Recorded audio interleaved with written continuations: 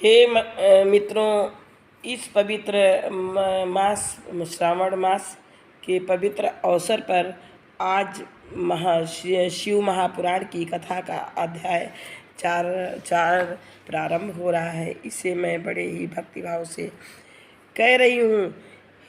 अब हे भोलेनाथ से प्रार्थना है कि हे शिव शंकर तेरी महिमा, हे शिव शंकर तेरी महिमा अगम अनंत अपार हरे, अगम अनंत अपार हरे।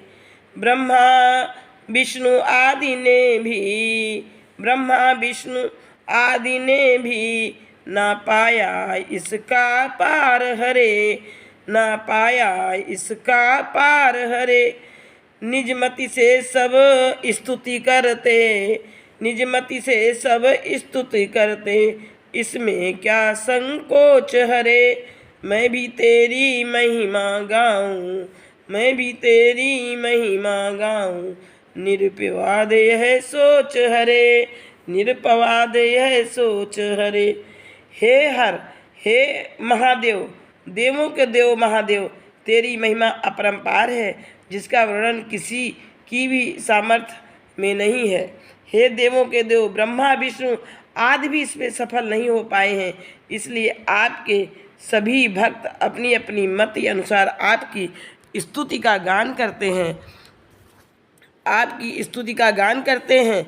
इसलिए हे विभु, हे परमेश्वर, हे देवों के देव महादेव, अपनी शक्ति के अनुसार तेरी महिमा का गान करूंगी। चंचुला ने इस तरह से वैराग्य धारण कर शिव महापुराण की कथा का श्रवण किया एवं शिवलोक में जाकर पार्वती जी की सखी बनी। जब वह चंचुला सखी बन गई तो पार्वती जी की आज्ञा से एक दिन वह चंचुला पार्वती जी से निवेदन करती है कि मेरे पति की भी, जो कि दुष्ट और दुराचारी थे, व्यभिचारी थे, उनको भी जो है पिशाच योनि से छुड़ाइए। पार्वती जी की आज्ञा से तुम्बरू जो है विंध्य पर्वत पर जाते हैं और चंचुला के पति को महाशिव पुराण की कथा सुनाते हैं और वहाँ से उन्हें बिंदु को पिशाच योनि से छुटकारा मिलता है। तो हे मित्रों, बहुत ही पवित्र पावन है यह महादेव की कथा, ये महाशिव पुराण। क्या होता है कि किस तरह से वो ब्राह्मण कहते हैं कि जो है किस तरह से यह महाशिव पुराण की कथा पवित्र और पावन है। सूत जी कहते हैं कि हे शौनक, एक दिन परमानंद में निमग्न हुई चंचुला ने उमा देवी के पास जाकर प्रणाम किया और दोनों हाथ जोड़कर वह उनकी स्तुति करने लगी। चंचुला बोली, हे गिरजे नंदिनी स्कंद माता उमे, मनुष्यों ने सदा आपका सेवन किया है। समस्त सुखों को देने वाली शंभुपुरी आप ब्रह्म स्वरूपिणी हैं, विष्णु और ब्रह्मा आदि देवताओं द्वारा सेव्य हैं। आप ही सगुणा और निर्गुणा हैं तथा आप ही सूक्ष्म सच्चिदानंद स्वरूपिणी आद्या प्रकृति हैं। आप ही संसार की सृष्टि, पालन और संहार करने वाली हैं, तीनों गुणों से युक्त हैं। आप ही सूक्ष्म सच्चिदानंद स्वरूपिणी आद्या प्रकृति हैं। आप ही संसार की सृष्टि करती हैं, पालन और संहार करने वाली हैं, तीनों गुणों का आश्रय भी आप ही हैं। ब्रह्मा विष्णु और महेश्वर इन तीनों देवताओं का आवास स्थान तथा उनकी उत्तम प्रतिष्ठा करने वाली पराशक्ति आप ही हैं। सूत जी कहते हैं, शौनक, हे शौनक, जिसे सदगति प्राप्त हो चुकी थी वह चंचुला इस प्रकार महेश्वर पत्नी उमा की स्तुति करके सिर झुकाए चुप हो गई। उसके नेत्रों में प्रेम के आंसू उमड़ आए थे। तब करुणा से भरी हुई शंकर प्रिया भक्त वत्सला पार्वती देवी ने चंचुला को संबोधित करके बड़े प्रेम से इस प्रकार कहा। पार्वती कहती हैं, हे सखी चंचुले, हे सुंदरी, मैं तुम्हारी की हुई इस स्तुति से बहुत प्रसन्न हूँ। बोलो क्या वर मांगती हो, तुम्हारे लिए मुझे कुछ भी अदेय नहीं है। चंचुला कहती है कि हे निष्पाप, हे गिरिराज कुमारी, मेरे पति बिंदु इस समय कहाँ हैं, उनकी कैसी गति हुई है, मैं ये नहीं जानती। करुणामयी हे दीनवत्सले, मैं अपने उन पति देव से जिस प्रकार संयुक्त हो सकूं वैसे ही उपाय कीजिए। हे महेश्वरी, हे महादेवी, मेरे पति एक शूद्र जाति वेश्या के प्रति आसक्त थे और पाप में ही डूबे रहते थे। उनकी मृत्यु मुझसे पहले ही हो गई थी, न जाने वे किस गति को प्राप्त हुए हों। गिरजा बोली, हे बेटी, तुम्हारा बिंदु नाम वाला पति बड़ा पापी था, उसका अंतःकरण बड़ा ही दूषित था। वेश्या का उपभोग करने वाला वह महाबूढ़ मरने के बाद नरक में जा पड़ा। अगणित वर्षों तक नरक में नाना प्रकार के दुख भोग कर वह पापात्मा अपने शेष पाप को भोगने के लिए विंध्य पर्वत पर पिशाच हुआ है। इस समय वह पिशाच अवस्था में ही है और नाना प्रकार के क्लेश सह रहा है। वह दुष्ट वहीं वायु पीकर रहता है और सदा सब प्रकार के कष्ट सहता है। सूत जी कहते हैं कि हे शौनक, गौरी देवी की यह बात सुनकर उत्तम व्रत का पालन करने वाली चंचुला उस समय पति के महान दुख से दुखी हो गई। फिर मन को स्थिर करके उस ब्राह्मण पत्नी ने व्यथित हृदय से महेश्वरी को प्रणाम करके पुनः पूछा। चंचुला पूछती है, हे महेश्वरी, हे महादेवी, मुझ पर कृपा कीजिए और दूषित कर्म करने वाले मेरे उस दुष्ट पति का अब उद्धार कर दीजिए। देवी, कुत्सित बुद्धि वाले मेरे उस पापात्मा पति को किस उपाय से उत्तम गति प्राप्त हो सकती है, यह शीघ्र बताइए। आपको नमस्कार है, आपको नमस्कार है। पार्वती जी कहती हैं, तुम्हारा पति यदि शिव पुराण की पुण्यमयी कथा सुने तो सारी दुर्गति को पार करके वह उत्तम गति का भागी हो सकता है। अमृत के समान मधुर अक्षरों से युक्त गौरी देवी का यह वचन आदरपूर्वक सुनकर चंचुला ने हाथ जोड़कर मस्तक झुकाकर उन्हें बारंबार प्रणाम किया और अपने पति के समस्त पापों की शुद्धि तथा उत्तम गति की प्राप्ति के लिए पार्वती देवी से प्रार्थना की कि मेरे पति को शिव पुराण सुनाने की व्यवस्था होनी चाहिए। उस ब्राह्मण पत्नी के बारंबार प्रार्थना करने पर शिव प्रिया पार्वती जी बड़ा करुणा और दया आ गई।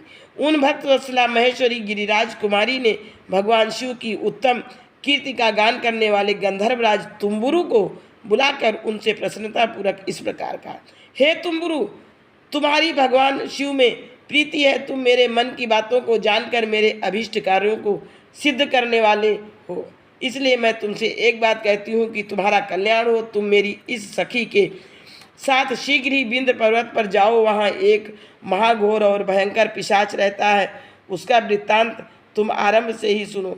मैं तुमसे प्रसन्नतापूर्वक सब कुछ बताती हूँ। पूर्व जन्म में वह पिशाच बिंदुक नामक ब्राह्मण था, मेरी सखी चंचुला का पति था, परंतु वह दुष्ट वेश्यागामी हो गया। स्नान संध्या आदि नित्य कर्म छोड़कर अपवित्र रहने लगा। क्रोध के कारण उसकी बुद्धि पर मूर्ता छा गई थी। वह कर्तव्य अकर्तव्य का विवेक नहीं कर पाता था। अभक्ष भक्षण, सज्जनों से द्वेष और दूषित वस्तुओं का दान देना, यही उसका स्वाभाविक कर्म बन गया था। वह अस्त्र शस्त्र लेकर हिंसा करता, बाएं हाथ से खाता, दीनों को सताता और क्रूरतापूर्वक पराए घरों में आग लगा देता था। चांडालों से प्रेम करता और प्रतिदिन वेश्या के साथ संपर्क करता था। बड़ा दुष्ट वह पापी अपनी पत्नी का परित्याग करके दुष्टों के संग में ही आनंद मनाता था। वह मृत्यु पर्यंत दुराचार में ही फंसा रहा। फिर अनंत काल आने पर उसकी मृत्यु हो गई। वह पापियों के भोग स्थान घोर यमपुर में गया और वहाँ बहुत से नरकों का उपभोग करके वह दुष्टात्मा जीव इस समय विंध्य पर्वत पर पिशाच बना हुआ है। वहीं वह दुष्ट पिशाच अपने पापों का फल भोग रहा है। तुम उसके आगे यत्नपूर्वक शिव पुराण की उस दिव्य कथा का प्रवचन करो, जो परम पुण्यमयी तथा समस्त पापों का नाश करने वाली है। शिव पुराण की कथा का श्रवण सबसे उत्कृष्ट पुण्य कर्म है। उससे उसका हृदय शीघ्र ही समस्त पापों से शुद्ध हो जाएगा और वह प्रेत योनि से परित्याग कर देगा। वो उस दुर्गत से मुक्त होने पर बिंदुक नामक पिशाच को मेरी आज्ञा से विमान पर बिठाकर तुम भगवान शिव के समीप ले आओ।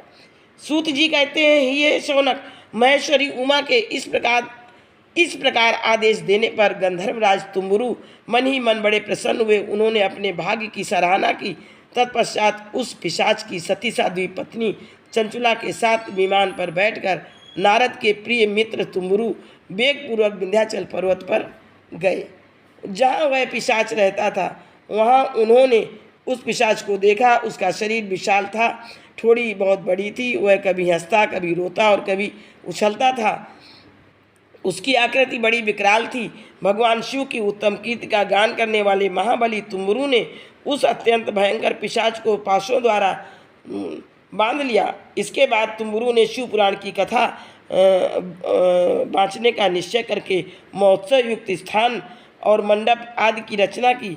इतने में ही संपूर्ण लोकों में बड़े वेग से यह प्रचार हो गया कि देवी पार्वती की आज्ञा से एक पिशाच का उद्धार करने के उद्देश्य से शिव पुराण की उत्तम कथा सुनाने के लिए तुम्बुरु जी विंध्य पर्वत पर गए हैं। फिर तो उस कथा को सुनने के लोभ से बहुत से देवर्षि भी शीघ्र ही वहां जा पहुँचे। आदरपूर्वक शिव पुराण सुनने के लिए आए हुए लोगों का पर्वत पर बड़ा अद्भुत और कल्याणकारी समाज जुट गया। फिर तुम्बुरु ने उस पिशाच को पाशों से बांधकर आसन पर बिठाया और हाथ में वीणा लेकर गौरीपति की कथा का गान आरंभ किया। पहली अर्थात विद्वेश्वर संहिता से लेकर 7वीं वायु संहिता तक महात्म सहित शिव पुराण की कथा का उन्होंने स्पष्ट वर्णन किया। 7 संहिताओं सहित शिव पुराण का आदरपूर्वक श्रवण करके वे सभी श्रोता पूर्णतः कृतार्थ हो गए। उस समय उस परम पुण्यमय शिव पुराण को सुनकर उस पिशाच ने अपने सारे पापों को धोकर उस पैशाचिक शरीर को त्याग दिया। फिर तो शीघ्र ही उसका रूप दिव्य हो गया, अंग कांति गौर वर्ण की हो गई, शरीर पर श्वेत वर्ण तथा सब प्रकार के पुरुषोचित आभूषण उसके अंगों को उद्भासित करने लगे।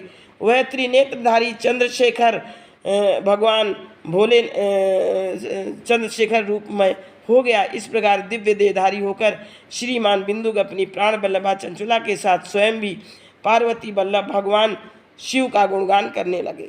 स्त्री को इस प्रकार दिव्य रूप से सुशोभित देख वे सभी देवर्षि बड़े विस्मित हुए। उनका चित्त परमानंद से हो गया। इस प्रकार से बिंदुक का उद्धार हुआ।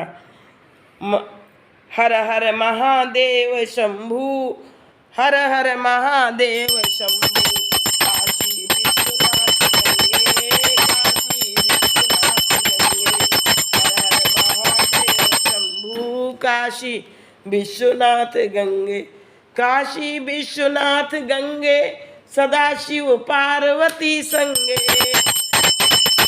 जटा बीच में गंगा नाचे, जटा बीच में गंगा नाचे, नाचे भुजग भुजंगा, नाचे भुजग भुजंगा, ब्रह्मा नाचे विष्णु नाचे, ब्रह्मा नाचे विष्णु नाचे, नाचे देवलोक सारा, नाचे देवलोक सारा, झूम झूम के झूम झूम के झूम झूम के नारद नाचे, गूंजे जय जयकारा,